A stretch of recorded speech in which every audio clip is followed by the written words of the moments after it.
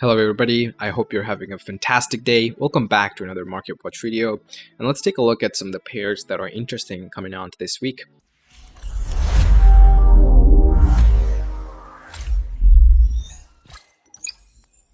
Starting off with Bitcoin. Actually, I went long on Bitcoin around these levels here, and I'm hoping to see if we can get a break above this level right here to see a continuation of the upside that we're seeing on Bitcoin right now. Now, there is a couple of reasons why we're seeing some Bitcoin moves happening right here. We saw NFP reports coming out on Friday, and they were better than expected. So we're seeing a little bit of easing on the risk on sentiment, and people are kind of being more confident on the risk on assets at this point because of the easing NFP report, and Trump is starting the deals. Basically, the negotiations with China is kind of taking the pressure off of the Bitcoin sell-off that we've been seeing recently. So I'm hoping to see if we can get these prices back onto these levels, and if that were to happen, I will be maybe adding on to a position here in these levels. If we get a break above and a retracement, I will be willing to take another long position and trail my stops around these levels to see if we can get these prices back onto the 1112 level right here. Moving on, we're going to be looking at gold next, and gold, we saw a sell-off, basically the opposite effect on what happened with the Bitcoin. We saw kind of the people and traders kind of easing off on the risk off assets. So the gold is seeing a little bit of a retracement back down to previous levels, and we're not at a resistance, or we're not at a support level yet, but I do hope to see some support over in these levels and back down here at 3149. So I'm overall long-term bullish on gold because, you know, with the President Trump's presidency, something that is kind of inherent to his presidency is a base level of uncertainty. So because of this, I'm long-term kind of bullish on gold. So I'm hoping to add some positions here and here if we can get prices back down to these levels and see if we can get a higher pushback. But those things will depend on what happens in the geopolitical space. We see some escalations in Ukraine and Russia war, and that's kind of a bullish catalyst for gold, but we're also seeing some uncertainty easing at these times because of the China-US tariff deals. There is an escalation on steel and aluminum imports to US. Trump increased fair tariff percentage from 25% to 50%. So that we'll see some effects on that, especially in Canadian economy, because of Canada being one of the major exporters of steel and aluminum to the United States. So we'll take a look at CAD yen next because of this actually.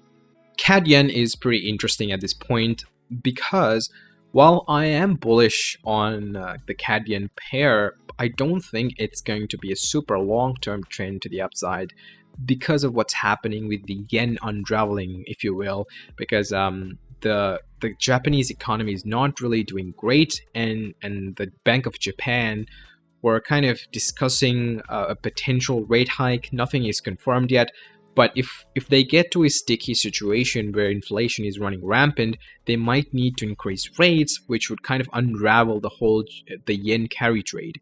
And that's why I'm not super bullish on the Canadian yen pair. But if we can get a break above this level and a good pullback, I might be looking to take this trade up to these levels, maybe around here, taking profits on those levels. But we'll see what happens with the CAD yen. Not super long on it, but if we get a clean break and a pullback, I might be entering that trade. Moving on to something a little bit more promising is the oil. Now, oil is kind of about to break through these levels at 65 around here, and if we can get a break above this level and a pullback, I will be adding to my trade that I took last week around these levels of 62 and see if we can get back to these highs around here. Now, there's a couple of things driving the oil prices higher. Obviously, in the Western Hemisphere, it's summer right now. So summer will put upwards pressure on oil because of increased consumption. That means increased demand. And the escalation of the Ukraine-Russia war is also putting increased pressure because we are seeing a reduction in supply to the overall oil market. So that's two bullish signs to push oil a little bit higher. And seasonality-wise, this is the time that oil prices are kind of about to go high. But there's one factor that I'm watching that might put a little bit of a bearish pressure on oil. And before we get to that, actually, we had the Baker Hughes oil rig count coming in around 442 compared to the expected 461. We see a reduction in oil rigs that are in the field, so that could mean to medium to long term time, we could see a increase in prices because of this lower demand, lower amount of oil that's coming into the market.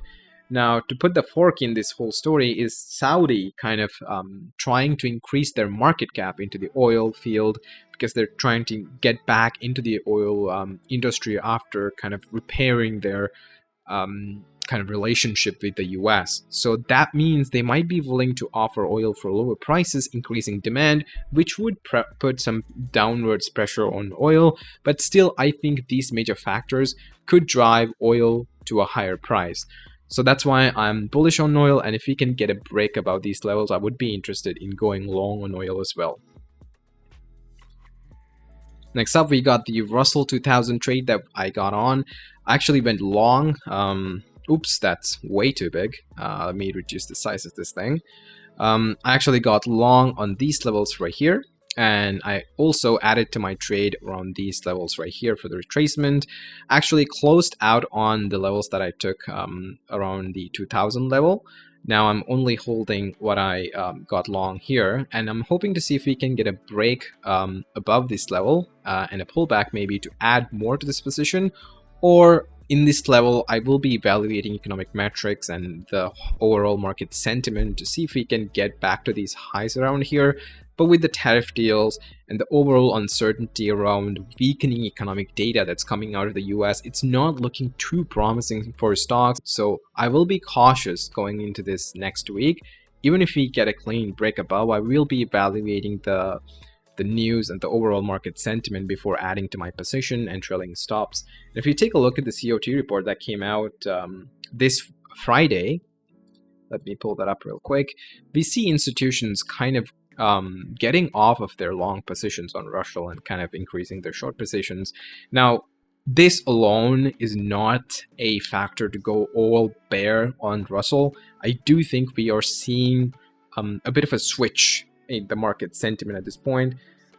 So we'll be taking a look next week, and I will update you guys if I change my sentiment and overall outlook on the market. But at this point, with the newer tariff deals coming in, I am more bullish on the Russell than I am on S&P or NASDAQ, because Russell has more small to medium-sized companies that are better affected by tariffs than maybe if you take the NASDAQ or the S&P 500.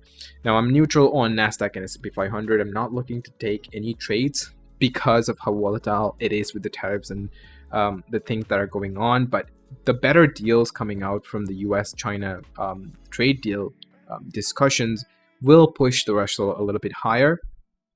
So I'll be looking out for that in the coming week. And I also wanted to do a little bit of an update on my Euro New Zealand. Now I went short the Euro New Zealand here, and I'm hoping to add positions if we get back down to these levels right here and here, because overall I do think the market is to the downward side, and I will be adding positions here, but none of that has been played out yet. So I will be updating probably next week on this trade as well. Kind of in break even on the trade that I took last week. So we'll see how this plays out here as well. And that's it for today's video. Thank you so much for watching. Please don't forget to subscribe, like, and share, and turn on that notification bell so you don't miss out on future videos. Thank you, and I'll see you guys next week.